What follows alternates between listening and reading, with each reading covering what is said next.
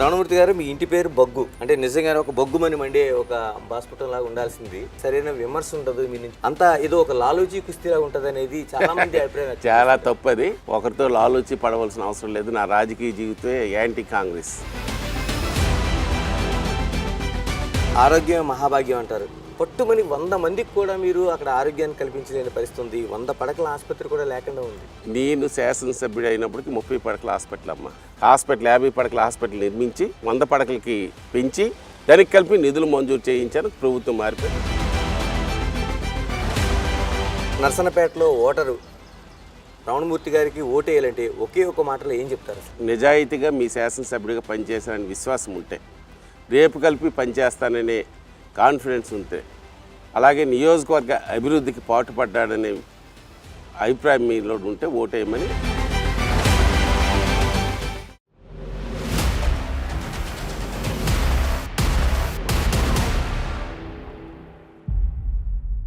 శ్రీకాకుళం జిల్లాలో కీలకమైన ప్రాంతాల్లో నర్సన్నపేట నియోజకవర్గం ఒకటి. ఒకప్పుడు తెలుగుదేశానికి కంచుకోటగా కొనసాగిన ఈ ప్రాంతంలో దాదాపు 3.5 సార్లు అక్కడ ఇతర పార్టీలకు బ్రేక్ అయింది. అంటే 2014లో గెలిచిన తర్వాత అక్కడ బగ్గు రమణ 2019లో రమణమూర్తి మళ్ళీ ఓడిపోయే పరిస్థితి వచ్చింది. ఈసారి మళ్ళీ విజయం తనదే అంటున్నారు. ఆ కాన్ఫిడెంట్ ఏంటో ఒకసారి చూద్దాం. రమణమూర్తి గారు 2014లో ఎమ్మెల్యేగా కొనసాగారు, 2013లో కొంత ఓటమి చెందారు. ఈసారి ఎందుకు అంత కాన్ఫిడెంట్గా చెప్పగలుగుతున్నారు? నేను చేసిన అభివృద్ధి ఒకటైతే, ఈ రాష్ట్రంలో అస్తవ్యస్త పరిపాలన అన్ని వర్గాల వారిని దగా చేసింది. ఈ రాష్ట్ర భవిష్యత్తు బాగుపడాలన్నా, మన బిడ్డల భవిష్యత్తు బాగుపడాలన్నా చంద్రబాబు నాయకత్వం అవసరం, తెలుగుదేశం పార్టీ నాయకత్వం అవసరం అని అన్ని వర్గాలు ప్రజలు ఇవాళ విశ్వసిస్తున్నారు. రాబోయేది తెలుగుదేశం ప్రభుత్వం. అలాగే నా గురించి మీరు స్ట్రైట్గా కూర్చుని వేస్తున్నారు. 2014లో గెలిచి 19లో ఎందుకు ఓడిపోయారని. ఒక అవకాశం అనే పదం కలిపి ఆ నియోజకవర్గంలో ప్రభావం చూపించింది. ఈవేళ 2014 నుంచి 19 వరకు ఏ విధంగా నియోజకవర్గాన్ని అభివృద్ధి చేసినాను, రమణమూర్తి తాలూగా విధానాలు ఏమిటి అని ప్రజలు గమనించినారు. ఈ గడిచిన ఈ 5 సంవత్సరాల్లో అక్కడ శాసనసభ్యులు డిప్యూటీ చీఫ్ మినిస్టర్గా ఉంటూ వారు చేసిన అభివృద్ధిని, వారు చేసిన అవినీతి కార్యక్రమాలు, వారి కుటుంబం ద్వారా చేసిన అవినీతి కార్యక్రమాల వల్ల ఈవేళ కోకొల్లులు ప్రజల్లో చర్చనీయాంశమైంది. అందువలన తప్పనిసరిగా ప్రజలు నాకు ఆశీర్వదిస్తారు, గెలిపిస్తారని పూర్తి విశ్వాసం నాకుంది. రమణమూర్తి గారు, ఇప్పుడు చాలా వరకు రాష్ట్ర వ్యాప్తంగా కూడా ఒకటే మాట చెప్తుంటారు, 2019లో ఒక సింపతి అనేది పనిచేసింది, ఇలా అక్కడ ఒక ఊపు వచ్చింది కాబట్టి పోయిందని. మరి చాలా వరకు తెలుగుదేశం పార్టీలో చాలామంది మీ జిల్లాలోనే అంత వేవులో కూడా సీట్లు గెలిచిన వాళ్ళు ఉన్నారు. మరి మీకొక్కళ్ళకే ఎందుకు నష్టం జరిగింది, ఇలా కొంతమందికి, మిగతా వాళ్ళకి ఎందుకు జరగలేదు అంటారు? అంటే జరిగింది, వాళ్ళు ఇంకా ఎక్కువ మెజార్టీతో గెలవలసింది దగ్గరలో వచ్చారు. మీకు తెలిసిందే, ఇచ్చాపురం అది పార్టీకి కంచుకోట. అటువంటి దగ్గర ఆ మెజార్టీని కొట్టుకొని దగ్గరలో గెలిచినారు. అలాగే మరి అచ్చెన్నాయుడు గారు, అక్కడ ఒక బలమైన నాయకత్వం ఉంది. ఆ నాయకత్వం వలన అతను బయటికి రాగలిసినారు. మిగతాది తీసుకుంటే రాష్ట్ర వ్యాప్తంగా, శ్రీకాకుళం జిల్లాలో కాదు, రాష్ట్ర వ్యాప్తంగా ఈ పరిణామం ఏర్పడ్డది. దీంట్లో మరి ఒకరిని తప్పుపడడానికి కానీ కారణాలని కానీ చెప్పడానికి లేదు. అది ఒక వేవ్, ప్రజల్లో ఒక వేవ్ వచ్చింది. ఆ వేవ్ని ఎవరు అడ్డుకట్ట వేయలేకపోయాం. అది జరిగిపోయిన నష్టం జరిగిపోయింది. ఈవేళ అటువంటి పరిస్థితి లేదు. ప్రజల్లో స్పష్టంగా ఉంది, తెలుగుదేశం పార్టీని గెలిపిద్దాం, చంద్రబాబు నాయకత్వాన్ని బలపరుచుదాం, మళ్ళా రమణమూర్తిని గెలిపిద్దాం అనే ఆలోచనతో ప్రజలు ఉన్నారు. స్పష్టమైన ప్రజాభిప్రాయం నాకు తెలుసు. రమణమూర్తి గారు, దాదాపు నర్సన్నపేటకు సంబంధించి తీసుకుంటే పూర్తిగా వ్యవసాయాధారితంగానే ఉంది మనకి. అంటే నదులు ఉన్నాయి, మీకు వర్షాధారం ఉంది, అంతా బాగుంది. కానీ మిగతా చదువుకున్న వాళ్ళు ఉన్నత చదువులు చదివితే ఎక్కడికి వెళ్ళాలి? మీ ప్రాంతంలోన అసలు బ్రతుకు తెరువు లేకుండా ఇతర ప్రాంతాలకు వలస వెళ్ళే పరిస్థితి ఎంతకాలం కొనసాగుతుంది? అంటే నర్సన్నపేట నియోజకవర్గం ప్రకృతి రీత్యా కానీ నైసర్గికంగా కానీ ఒక విశిష్టత ఉంది. ఉత్తరం తీసుకుంటే తూర్పు కనుమలు ఉన్నాయి, అంటే రమణీయమైన కొండలు కోనలతో ఉంది. అలాగే ఈస్ట్న తీసుకుంటే తూర్పు భాగాన సముద్ర తీరం ఉంది. పడమట భాగం అలాగే రివర్ కట్ అవుతూ మొత్తం నియోజకవర్గం, ఎంటైర్ నియోజకవర్గం వంశధార కెనాల్ అంటే వంశధార నది కలిపి ప్రవహిస్తుంది. అంటే నైసర్గికంగా కలిపి ఇండియా మ్యాప్ ఎలాగ ఉంటుందో మా నియోజకవర్గం అలాగ ఉంటుంది నైసర్గికంగా. ఇక్కడ ఉండే సారవంతమైన పంట పొలాలు ఉన్నాయి, నదులు ఉన్నాయి. అందువల్ల అగ్రికల్చర్ మీద ఆధారపడిన వాళ్ళు ఇక్కడ ఎక్కువ మంది ఉన్నారు. అయితే అగ్రికల్చర్ మీద ఆధారపడిన రైతాంగానికి సంబంధించిన చాలా వరకు ఏవైతే సమస్యలు ఉన్నాయో 2014 నుంచి 19 మధ్యన గుర్తించి పనులు కలిపి ప్రారంభించడం జరిగింది.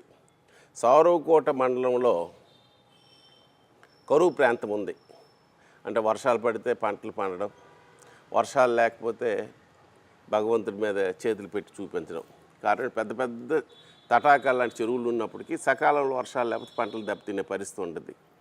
అది నేను శాసనసభ్యుడు అయిన తర్వాత గుర్తించి 180 కోట్ల రూపాయలు మంజూరు చేయించాను. మా గౌరవ ఎంపీ గారు కానీ ఆవేళ మంత్రి అచ్చెన్నాయుడు గారి సహకారంతో 180 కోట్ల రూపాయలు ముఖ్యమంత్రి వారి వద్ద శాంక్షన్ చేయించి పనులు కలిపి పరిగెట్టించాను. వారి చేతే స్వయంగా ఫౌండేషన్ వేయించాను, ముఖ్యమంత్రి చేత పరుగులు పరిగెట్టించాను. గవర్నమెంట్ మారింది, ఎక్కడ పనులు అక్కడ ఆగిపోయాయి. కథరామూర్తి గారు, ఒకటి కాదు రెండు కాదు 1300 కోట్ల రూపాయల పనుల్ని తీసుకొచ్చి వివిధ దశల్లో చేసి ఇప్పుడు 60%, 40% లేకపోతే ఒకటి 70% ఇలా పూర్తయి ఆగిపోతే ఇంకా ప్రజలకి ఏం ఉపయోగం ఉంటుంది అసలు అక్కడ? అదే నేను అంటాను. ఇప్పుడు నేను నిధులు తెచ్చాను, నిధులు తెస్తే బొంతు ఎత్తుపోతల పథకం 60%, 64% కంప్లీట్ అయ్యింది, మధ్యలో ఆగిపోయింది. ప్రజానీకం ఇవాళ ఆ డబ్బులన్నీ నీటిలో పోసిన నిధులు అయిపోయాయి. అది పూర్తి చేయాలి. మరి అతను ఏం చేసినట్టు నాకు అర్థం కాలేదు. డిప్యూటీ చీఫ్ మినిస్టర్ చేసినాడు, అది పూర్తి చేసుకోలేడా? అంటే కాదు, ప్రధాన ప్రతిపక్షంగా ఉన్న మీరు వైఫల్యం కనిపించడం లేదా ఇన్ని నిధులు తీసుకొచ్చి ఆగిపోయిన తర్వాత? అంటే ప్రతిపక్ష పార్టీగా నేను పోరాటాలు చేయగలను, ప్రజలను స్పందించగలను. నేను కాళ్ళనడక పెట్టాను. ఏవైతే ఈ బొంతు ఎత్తిపోతల పథకం రైతాంగం ఉందో వాళ్ళకి భరోసా ఇవ్వడానికి, ఈ ప్రభుత్వం మీద ఒత్తిడి పెంచడానికి నేను 18 కిలోమీటర్లు ఎంటైర్ కాలనాడకి వెళ్ళి రైతులు కలుసుకున్నాను. అయినా అప్పటికీ చలనం లేదు. ఓ 3-4 సార్లు వెళ్ళి ఇన్స్పెక్షన్ పెట్టాం, ప్రెస్ మీట్లు పెట్టాం. అది చేయవలసింది ఈ రాష్ట్ర ప్రభుత్వం. మళ్ళీ మేము అధికారంలోకి వచ్చిన తర్వాత అది పూర్తి చేస్తాం. అలాగే ఈ నియోజకవర్గంలో మేము చేసిన పనులు, తాగునీరు సమస్య జలుమూరు మండలానికి, సారుకోట మండలానికి ఉందని 28 కోట్ల రూపాయలు ఒక నిధుల నుంచి, 20 కోట్లు ఇంకో నిధుల నుంచి 48 కోట్లు శ్రీమొక్కలింగం ఎత్తిపోతల పథకం ద్వారా మంజూరు చేస్తే పనులు కలిపి 70% పూర్తి చేసాం మా టైంలో. ఈవేళ అరకొర పనులు చేసి అక్కడికి ఆపిస్తున్నారు, పూర్తి కాని పరిస్థితిలో ఉంది. ఏ లక్ష్యాలతో అయితే మేము మంజూరు చేశామో ఆ లక్ష్యం నెరవేరలేదు. ఈవేళ కలిపి తాగునీరు ప్రతి ఇంటికి వెళ్ళే పరిస్థితి లేదు, ప్రతి ఊరికి వెళ్ళే పరిస్థితి లేదు. అవన్నీ మళ్ళీ మేము వచ్చిన తర్వాత పూర్తి చేస్తాం.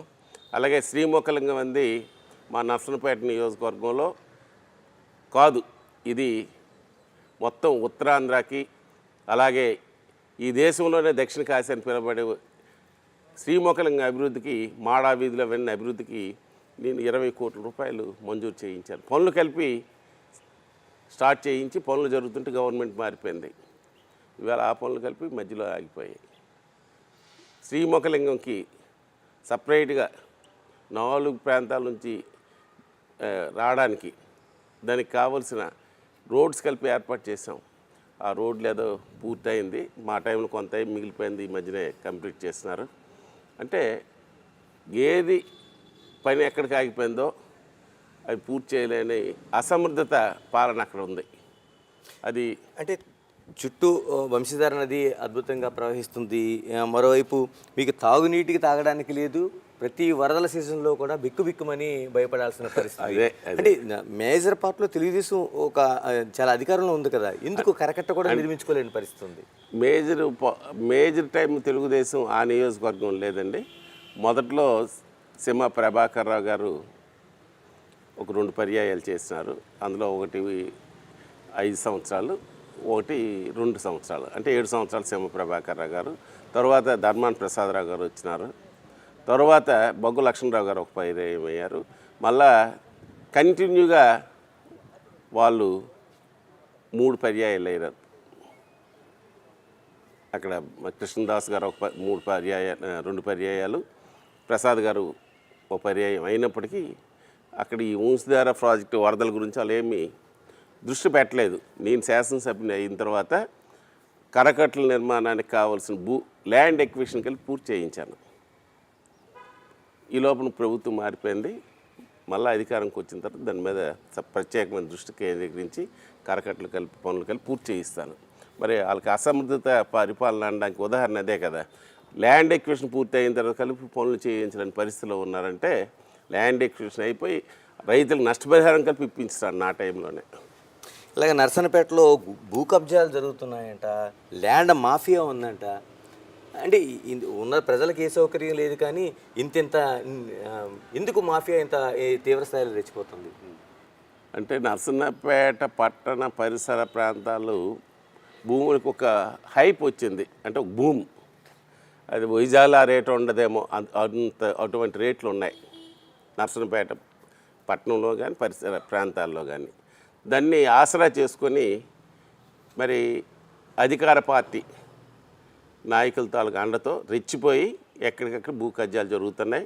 తప్పనిసరిగా మళ్ళీ అధికారంకి వచ్చిన తర్వాత దాని మీద సరైన చర్య తీసుకుంటానని మీకు తెలియజేస్తున్నాను.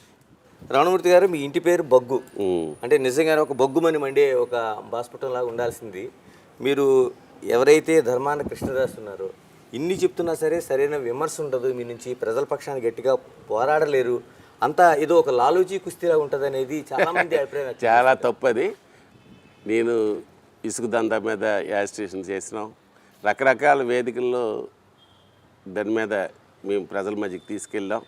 అయితే స్వతహాగా నేను కొంచెం సౌమ్యుడును, అది ఒకరితో లాలూచి పడవలసిన అవసరం లేదు. నా రాజకీయ జీవితమే యాంటీ కాంగ్రెస్ నుంచి పుట్టింది వైసీపీ.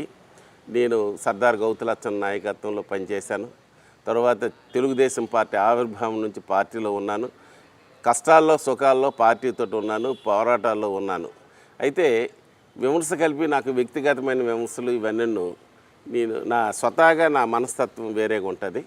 దాన్ని ఇంకొకరు ఎవరైనా వేరేగా అర్థం చేసుకుంటే నేను దానికి ఆన్సర్ కలిపి చెప్పలేను. కానీ స్పష్టంగా అవినీతి మీద పోరాటం చేస్తాను.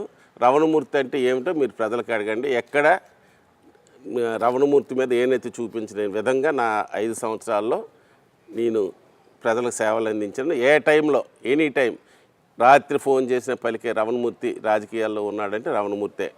ఎప్పుడు ఎవరైనా ఇంట్లో వచ్చి నాతో మాట్లాడి చనువు కలిపి కార్యకర్తలకు కానీ ప్రజలకు ఇచ్చే వ్యక్తి రమణమూర్తి. అయితే వ్యక్తిగతమైన దోషణలు డాంబికాలు నాకు అలవాటు లేదు.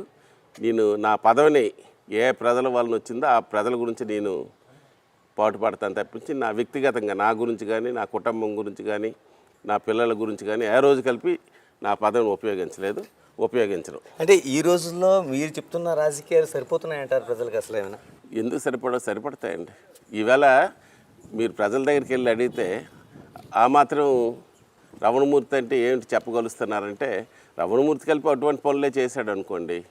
రమణమూర్తికి ఎక్కువేటి కాదు కదా. ఈవేళ పూర్తిగా విశ్వసించి రమణమూర్తి గెలిపించాలనే ఒక సమ్మోహనంగా ఉన్నారు నా కార్యకర్తలు కానీ, ప్రజలు కానీ. ఎక్కడ మీరు అడగండి, మీరు వెళ్ళి నర్సన్నపేట నియోజకవర్గంలో ఎక్కడ అడిగినా రమణమూర్తి అంటే ఏమిటో మీకు చెప్తారు. తప్పనిసరిగా రమణమూర్తి మళ్ళా శాసనసభ్యులు అవుతారు. అందరూ ఒకే రకమైన బాణి, ఒకే రకం విధానంతో మేము వెళ్తారనుకోవడం అది పద్ధతి. అంటే రాజకీయాల్లో దుర్సంధి అవసరమేమో కానీ మరి నా పంద అది.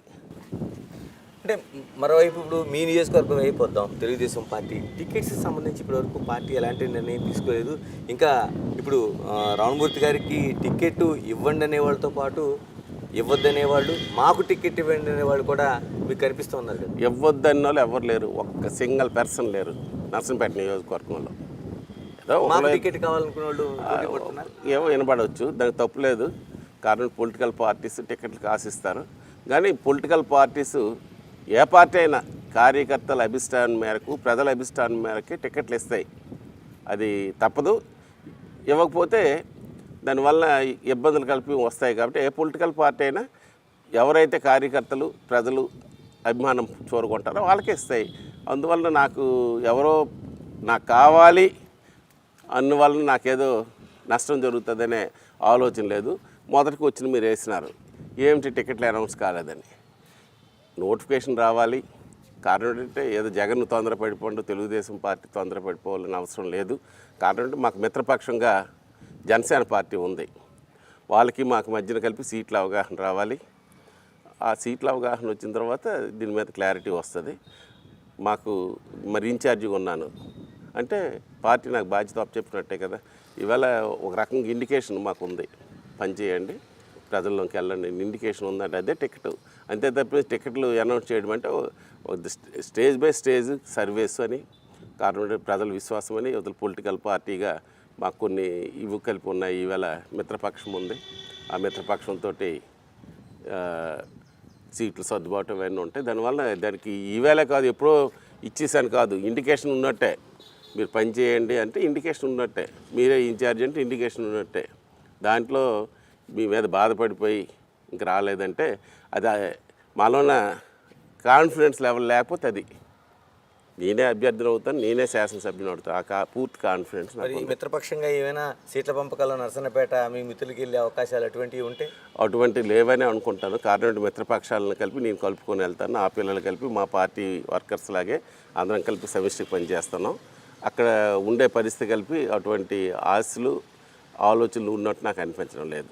అంటే జనసేన తరఫున ఇలాగ ప్రధానంగా మీ ప్రాంతాన్ని తీసుకుంటే వ్యవసాయం, ఆ తర్వాత పిల్లలు చదువుకునే పిల్లలు ఎవరు ఉంటే టీచర్లు అవుతున్నారు, లేదంటే మీరు ఆర్మీకో మిలిటరీకో వెళ్తున్నారు మీ ప్రాంతాల్లో.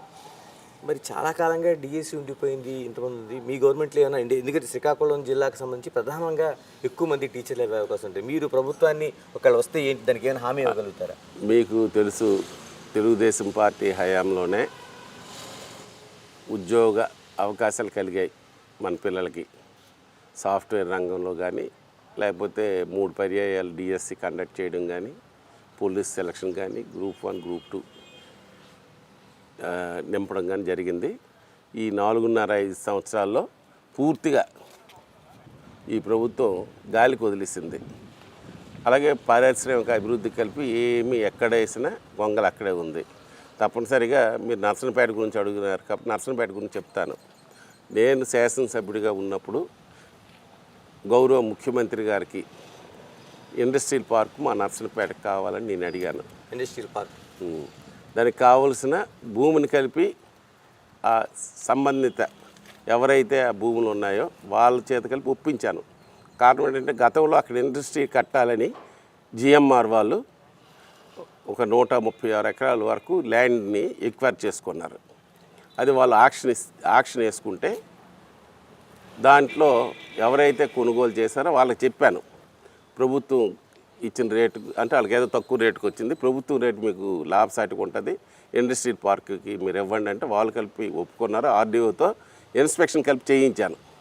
ఇండస్ట్రీ పార్క్ ప్రారంభిస్తాం అంటే ముఖ్యమంత్రి గారు వెళ్ళ చంద్రబాబు నాయుడు గారు ఏం చెప్పారు, దానికి కావాల్సిన ఇన్ఫ్రాస్ట్రక్చర్ మనం కల్పిద్దాం, వాటర్ కానీ, డ్రైన్స్ కానీ, రోడ్లు కానీ, ఎలక్ట్రిసిటీ కానీ, అది ఇండస్ట్రీ పార్క్ అక్కడ అభివృద్ధి చేద్దాం, ల్యాండ్ ఎక్విజిషన్ చేద్దాం అని చెప్పడం, వాళ్ళకి ఒప్పించడం, వాళ్ళు సుముఖత తెలపడం, దానికి సంబంధించి ఏదైతే ఆర్డీఓ గారు కలిపి ఇన్స్పెక్షన్ చేసినారు. ఈలోగా ప్రభుత్వం మారిపోయింది. మరి ఎంతమందికి ఉపాధి వచ్చే అవకాశం ఉంటుంది? అది ఉంటే సుమారు నాకు తెలిసి ఒక 1000 మందికైనా 1000-1500 మందికి అక్కడ ఉపాధి వచ్చి ఉన్నాం. మినీ ఇండస్ట్రీస్ అయితే ఒక్కొక్క ఇండస్ట్రీలోనూ 10 మంది, 50 మంది, 20 మంది పనిచేసే పరిస్థితి ఉండున్నాం. అటువంటిది వాళ్ళని మరి ఏం చేశాడో, ఏం మాయ చేశాడో, ఏం ప్రలోభ పెట్టాడో, జడిపించాడో. ఆ ఇండస్ట్రీ పార్క్ అంది ఇప్పుడుండే శాసనసభ్యుడు ఆవేళ డిప్యూటీ చీఫ్ మినిస్టర్గా వాళ్ళ దగ్గర నుంచి తీసుకొని ఒక లేఅవుట్ అంటే ఏమంటారు ప్రకృతి అనే ఒక రియల్ ఎస్టేట్కి లాభసాటికి అమ్ముకొని డబ్బులు చేసుకున్నాడు. అంటే ఈ నియోజకవర్గంలో ఉండే పిల్లలకు ఉపాధి కలపాలి, ఈ నియోజకవర్గంలో అభివృద్ధి చెందాలనే ఆలోచన లేదు. అంటే ఏ విధంగా మనం డబ్బులు చేసుకోగలమనే ఒకే ఒక దృక్పథంతో మరి ఆ ఇండస్ట్రియల్ పార్క్ గాలికి వదిలిస్తున్నారు.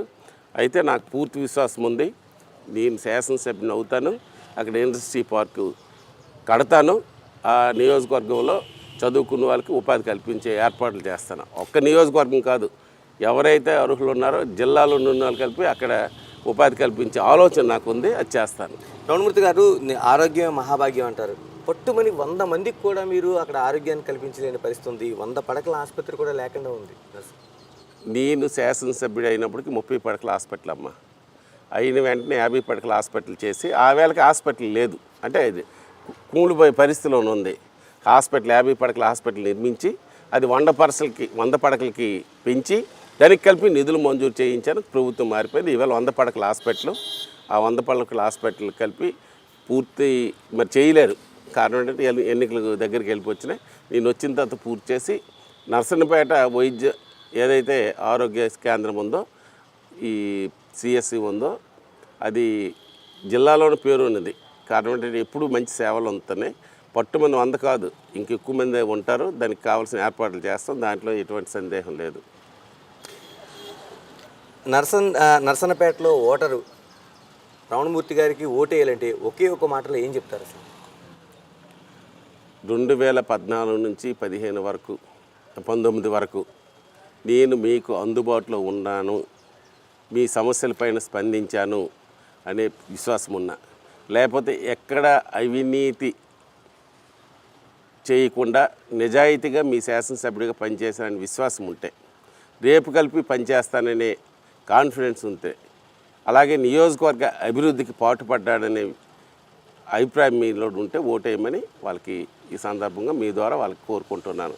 కారణం ఏంటంటే ఈవేళ జరిగే అవినీతి మీ అందరికీ తెలుసు, ప్రజలందరికీ తెలుసు. షిఫ్ట్ ఆఫ్టర్ పోస్టులని, అంగన్వాడీ పోస్టులని, ఇటువంటి ఎన్నో అవినీతి. అంటే ప్రజలే కాదు, వాళ్ళ కార్యకర్తలు కలిపి మోసపోయారు.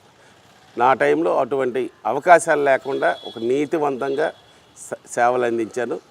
ఎమ్మెల్యే పదవి నా గురించో, నా పిల్లల గురించో, నా కుటుంబం గురించో ఏ రోజు నేను వినియోగించలేదు. ఏ ప్రజల ద్వారా అయితే అధికారం వచ్చిందో ఆ ప్రజలకి సేవకుడిగా ఉండాలని, ఏ టైంలో ఎమ్మెల్యే కలుసుకోవాలన్నా కార్యకర్తలు ప్రజలు కలుసుకునే విధంగా నేను పనిచేసినని విశ్వాసం ప్రజల్లో ఉంది, ఉంటుందని నాకు పూర్తి విశ్వాసం ఉంది. ఆ కారణంతో రమణమూర్తి గారు నాకు ఓటేస్తారు. అలాగే నియోజకవర్గ అభివృద్ధిలో కలిపి నాకు ఇచ్చిన మీ సమయాన్ని ఎక్కడా వేస్ట్ చేయకుండా సుమారు 12 నుంచి 1300 కోట్లు నిధులు తెచ్చి నియోజకవర్గ అభివృద్ధికి కృషి చేశాను. మళ్ళా నాకు అవకాశం ఇస్తే ఏవైతే ఇంకా మడపాం ఎత్తిపోతల పథకం ఉందో అది కానీ, కామేశ్వరపేట లుకలాం ప్రాంతాలు చివరి భూములకు నీరు అందలేదో దానికి కలిపి ఎత్తిపోతల పథకాలు కానీ ఇవన్నీ మంజూరు చేసి ఈ నర్సన్నపేట పట్టణాన్ని కలిపి ఆ రాజుల చెరువు ముఖ్యమంత్రిగా జగన్మోహన్ రెడ్డి ఇచ్చిన హామీ కలిపి నెరవేరలేదు. ఇండోర్ స్టేడియం కానీ ఇవేవైతే మిగిలిపోయి ఉన్నాయో అప్పుడు నా టైంలో చేయగా మిగిలిపోయిన పనులు కానీ, కొత్తగా ఈ లిఫ్ట్ ఇరిగేషన్స్ కానీ, కారణం మీరు మొదట అన్నారు ఇక్కడ రైతాంగం అని, ఆ రైతాంగం కావాల్సిన సాగునీరు కానీ, అతను నది పక్కన ఉన్నప్పటికీ తాగునీరు సమస్య ఉంది, తాగునీరు కానీ అందించే బాధ్యత నేను తీసుకుంటాను. స్వచ్ఛమైన పరిపాలన అందించడానికి పూర్తి స్థాయిలో నేను నిబద్ధతతో పనిచేస్తాను. అవినీతి మాట ఏంటి, అక్రమాల సంగతి ఏంటి? అవినీతి అక్రమాలు జరిగినవి ఏవైతే భూమాఫియాలు ఇవన్నీ ఉన్నాయో దాని మీద ఉక్కుపాదంతో కుమ్ముతాం. ఇవాళ ఇందిరానగర్లో నిర్మించే చిల్డ్రన్ పార్క్ ధ్వంసం చేయడం కానీ, వాటి మీద చర్యలు కానీ, ఎక్కడైతే భూములు ఆక్రమించారో దానిపైన చర్య తప్పనిసరిగా ఉండి అవినీతి మీద ఉక్కుపాదం మోపి మళ్ళీ దాని మీద చర్యలు కలిపి తీసుకుంటాం గవర్నమెంట్ అధికారంకి వచ్చిన తర్వాత. థ్యాంక్ యూ రమణమూర్తి గారు, చాలా మంచిది. All the best. Thank you. ఇది మనకి నర్సన్నపేటలో నేనే ఎమ్మెల్యే కార్యక్రమంలో ఎమ్మెల్యే అభ్యర్థిగా టీడీపీ నుంచి వ్యక్తమవుతున్న అభిప్రాయాలు. మరి భవిష్యత్తులో ప్రజలు ఏ నిర్ణయం తీసుకుంటారు, ఇక్కడ ప్రజా సమస్యలు ఏ విధంగా పరిష్కారం అవుతాయో చూడాల్సిందే. Signing off, this is Ganesh.